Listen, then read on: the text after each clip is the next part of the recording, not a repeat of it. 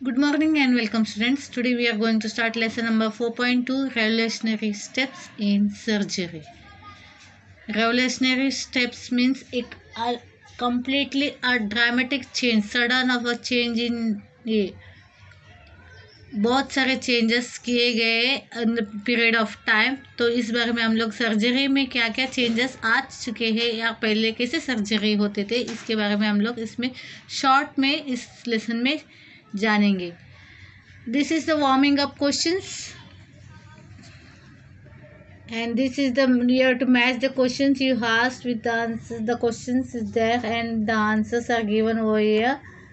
तो इसको मैच करना है आपको। ये वार्मिंग अप क्वेश्चंस है that you have to do and here is the clauses that is been taught to you. उसको आपको मेन क्लॉसेस अलग अलग है जो है उसको ढूंढना है, मेन क्लॉज, सबॉर्डिनेट क्लॉज और उसको जोड़ने वाला जो कंजक्शंस है दैट इज एंड। यहाँ पे एंड है, यहाँ पे दैट है, तो ये हमें लिखना है एज फॉर दैट। तो यहाँ पे आपको ये करना है grammar portion. It's now we will be starting with our lesson revolutionary steps in surgery. Surgery dates back to as early as 600 BC. Sushruta Samhita is one of the oldest work in the world dealing with surgery. It indicates that Sushruta was probably the first surgeon to perform surgical operations, plastic surgery. Later, some ancient surgeons performed tooth extraction and bloodletting. तो यहाँ पे surgery के बारे में बताया जा रहा है। इट इज़ अर्ली 600 BC से ये सर्जरी का पार्ट चालू हुआ है, जहाँ पे हमने देखा है। I think it is was taught you in the six standard Sushruta के बारे में एंड इस टीचर सलिहोत्रा उनके बारे में आपने ये देखा था। उसमें सुश्रुता ने first time it was shown that कि ऑर्ट्स का ये करते हुए उनका जो टीचर थे उन्होंने परफॉर्म वगैरह किया था। तो उस ड्यूरिंग दैट टाइम सुश्रुता का टाइम से ये सर्जरी का ये स्टार्ट हुआ था। Sushruta Samhita is one of the oldest work in the world dealing with surgery. It indicates that Sushruta was probably the first surgeon to perform surgical operation. तो ये कहा जाता है कि सुश्रुता सबसे पहले सर्जन है अपने यहाँ देश में जिन्होंने सर्जरी या सर्जिकल ऑपरेशंस किए. Surgical operation that is plastic surgery. आप लोग ने सुना होगा कहीं पे किसी को चोट लगता है, कहीं बड़ा सा घाव हो जाता है या कोई जल जाता है किसी चीज़ से, आग से हो, एसिड से हो, तो चेहरा या जो भी शरीर का हिस्सा है वो ये हो जाता है, ख़राब हो जाता है या इट लुक्स वेरी ऑकवर्ड. तो ऐसे में क्या करते हैं लोग अपने स्किन का प्लास्टिक सर्जरी वगैरह करवाते हैं. तो it is said that Sushruta was the first surgeon to perform a surgical operation that is plastic surgery. Later some ancient surgeon, उसके बाद कुछ ancient surgeons perform tooth extractions. दांतों का भी होता है, आपने देखा होगा कि अभी इसमें दांत अगर आपके टेढ़े मेढ़े है उसको सीधा किया जाता है. दांत का अगर पीस टुकड़ा गया है तो उसको ये करते हैं सर्जिकल, या इससे जो डेंटिस्ट रहते हैं वो ये सब ये करते.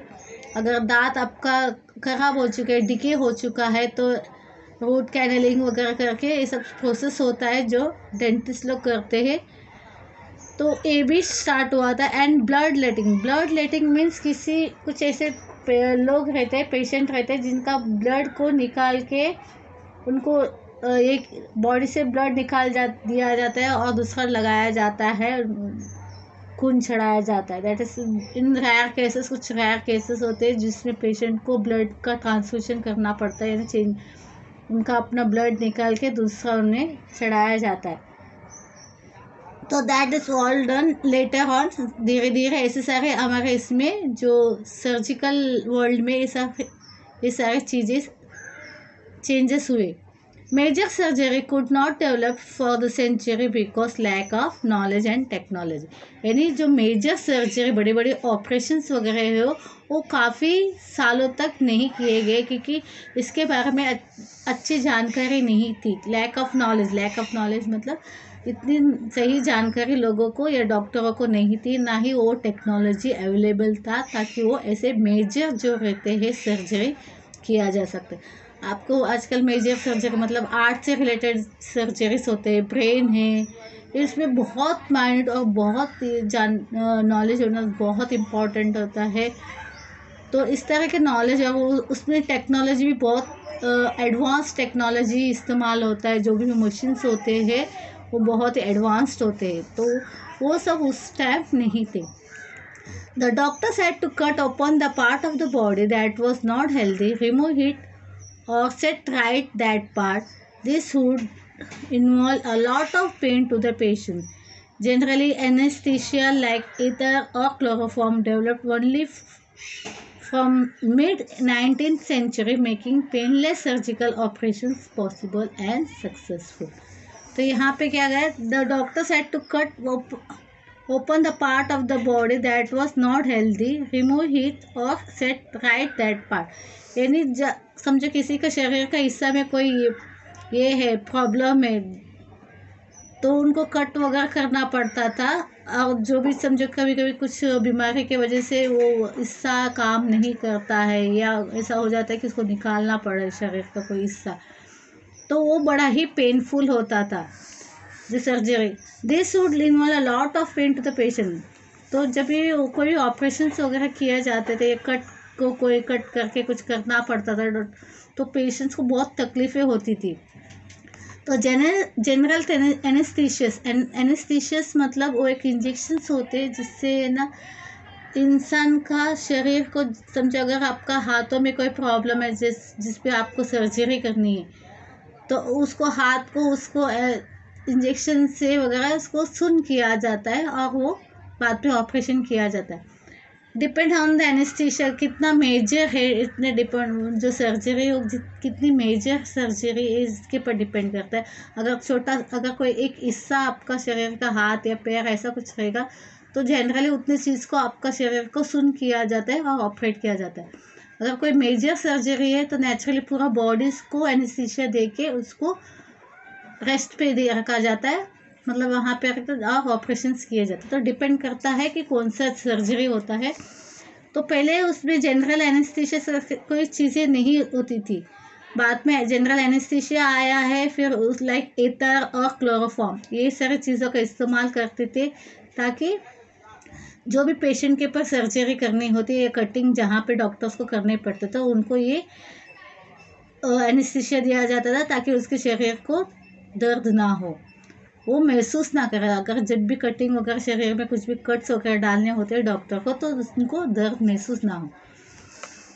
Modern techniques are use nowadays for anaesthesia. General anaesthesia benumbs the whole body and it is used for the surgery of any region of the body. तो पहले मॉडर्न टेक्निक्स अगर आजकल आए हैं काफ़ी तरह के एनेस्थीसिया. दूसरा है उसमें सॉरी जनरल एनेस्थीसिया में बीनम्स करके एक है जहाँ पे शरीर का द होल बॉडी को नम किया जाता है and it is use for the surgery of any region of the body. किसी भी हिस्से का शरीर का कोई हिस्से को लोग नम करते हैं. For local anaesthesia local anesthetics are injected into the surgical spot or on an area near nerves. For local anesthesia, local anesthetics are injected for the surgical spot. जहाँ पे सर्जिकल करना है कभी कभी उसी हिस्सा को वो लोग नम करते हैं या नर्व्स को इंजेक्ट करते हैं जिससे आपको सेंसेशन नहीं फील हो. Over the years now, revolutionary steps have been taken in different types of complicated surgery and this has made such operations successful. मतलब ओवर द ईयर्स क्या बहुत सारे ये मुकाम हमने हासिल किया। जो पहले हमें कुछ पता नहीं था सर्जरी क्या होती है, वहाँ पे सर्जरी के धीरे धीरे स्टार्ट हो गए। उसके बाद में काफ़ी सारे वेरिएशंस आए, काफ़ी सारे डेवलपमेंट हुए, काफ़ी सारे टेक्नोलॉजीज़ वगैरह इम्प्लीमेंट किए गए ताकि सर्जरी को और ज़्यादा इजी बनाया जा सके और लोगों को तकलीफ भी ना हो।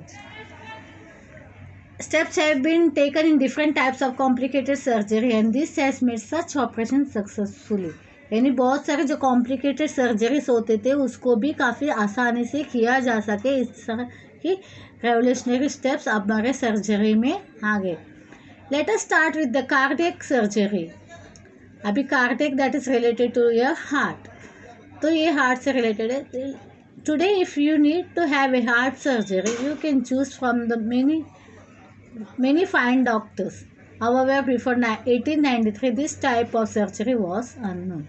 यानी अभी अगर आपको हार्ट डिसीज से प्रॉब्लम है, हार्ट सर्जरी करना है, तो आपको बहुत सारे हार्ट स्पेशलिस्ट आपको मिलेंगे क्योंकि अब अभी बहुत सारे डॉक्टर्स अवेलेबल है। पर 1893 से पहले ये सर्जरी के बारे में किसी को कुछ पता ही नहीं था, मतलब इससे पहले वो सर्जरी नहीं होती थी। Doctors did not have modern medical tools and procedure. Doctor के पास ना तो मॉडर्न इक्विपमेंट्स थे, टूल्स थे, ना ही उनको प्रोसीजर किस तरह करना चाहिए ऐसे। Essential for heart surgery in those days heart patients were treated with sedatives and they usually did not survive. यानी उस टाइम को सेडेटिव करके दिया जाता था, मतलब substance that make someone sleepy, ऐसे दवाई उनको दिया जाता था जिससे क्या पेशेंट्स को नींद आने लगते। और कभी कभी क्या होते थे, वो कुछ ऐसे पेशेंट्स रहते थे उसके दौरान वो उनकी डेथ भी हो जाती थी क्योंकि इतनी सारी जानकारी उस वक्त नहीं थी और पेशेंट को क्योर करना इतना पॉसिबल इजीली नहीं था। Then in 1893 Daniel Hale Williams, a young African American surgeon, attempted a new medical technique in order to save a patient's life। तो 1893 में डेनियल हेल विलियम्स करके एक यंग अफ्रीकन अमेरिकन सर्जन है जिन्होंने नया medical technique का इस्तेमाल किया और पेशेंट की जान बचाई। A patient James कॉर्निस was suffering from a very serious knife wound. The knife had cut an artery less than an inch from his heart and punctured the pericardium, the sac around the heart. Dr. Williams, with 6 staff doctors, performed a complicated and daring operation. Dr. Williams became the first surgeon to save his patient by successfully repairing the human heart. तो यहाँ पे वो एक patient के बारे में बता रहे, पेशेंट जेम्स कॉर्निस करके, he was suffering from a serious, उनको चोट लगी थी जो छुरी से, एक सीरियस वुंड सीने की तरफ उनका हुआ था, दिल के करीब। Sorry, the knife had cut N artery, एक छुरी के घाव से उनकी जो आर्टरी है वो कट हुई थी। Less than A hinge from the heart, यानी दिल के बहुत पास थी वो जो कट थी, तकरीबन 1 इंच दूर ही थी। उनकी जो आर्टरी थी दिल की तरफ की वो कट हुई थी एक वुंड की वजह से, एक छुरी के घाव की वजह से। और उनका जो पेरिकार्डियम करके जो एक सैक होता है, हार्ट को एक सेफ रखने के लिए एक सैक थैली जैसा होता है, तो उसको वो पंचर किया था जिसकी वजह से क्या हुआ, वो घायल वहाँ पे हॉस्पिटलाइज हुए थे। Doctor Williams with 6 staff doctors, doctor William करके और उनके साथ जो 6 स्टाफ डॉक्टर्स थे वो लोग भी इस ऑपरेशन में भाग लिए थे और सक्सेसफुली इस डॉक्टर विलियम ने इस फर्स्ट सर्जरी उन्होंने किया और अपने पेशेंट को उन्होंने बचाया। This was the first successful repairing human heart का, यानी ह्यूमन हार्ट का जो पहले सक्सेसफुल ऑपरेशन था। Okay, here I am going to stop. The remaining part will be explained to you. Please go through this lesson. Try to read, try to understand it. If you want to get some more knowledge related to that, you can go to search in your internet and all. You will get better knowledge from all these things. Bye and see you in the next lecture.